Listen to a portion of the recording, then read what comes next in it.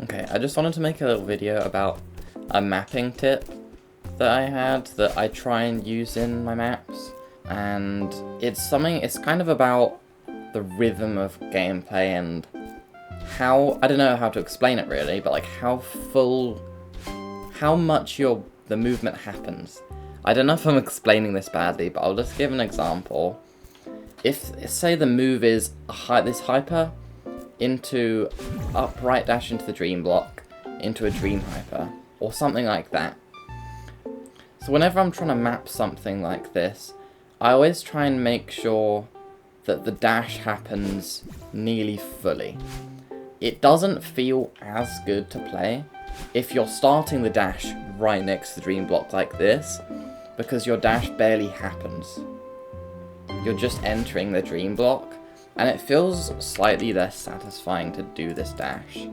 But if I move this dream block away, maybe that's not a good example, I did that a bit too high, but you just kind of have a feel for it.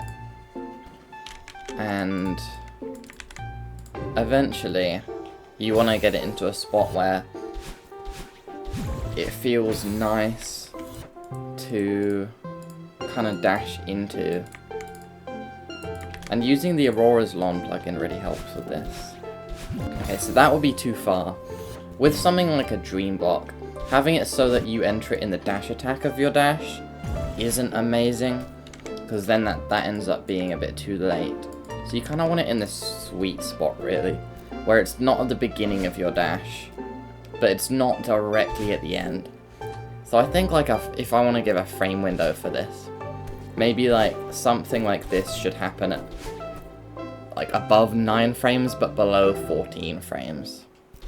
And this isn't just dream blocks either, it's really anything. If you're doing, if a hyper dash is part of your gameplay, then you don't want it cancelled early like that. If you're doing a wave dash or wall bounce into a wall bounce, you don't want any of it to happen too early. You kind of want it to let the wave dash play out.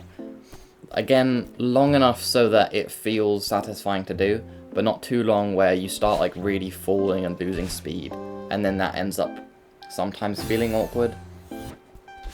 Same thing with a wall bounce as well. If you've got a wall bounce, I'm just gonna place some tiles quickly so I can show it. You don't want the wall bounce to be like here, because your dash just ends immediately and it feels quite short and more unsatisfying. But if I remove the tiles and I start from the same height, it feels much more satisfying to do the full dash into the wall bounce. So yeah, the main thing is just to not cancel movement and tech and things too early with something else, to try and let them play out, I guess. And in my opinion, that helps make flowier gameplay. So yeah.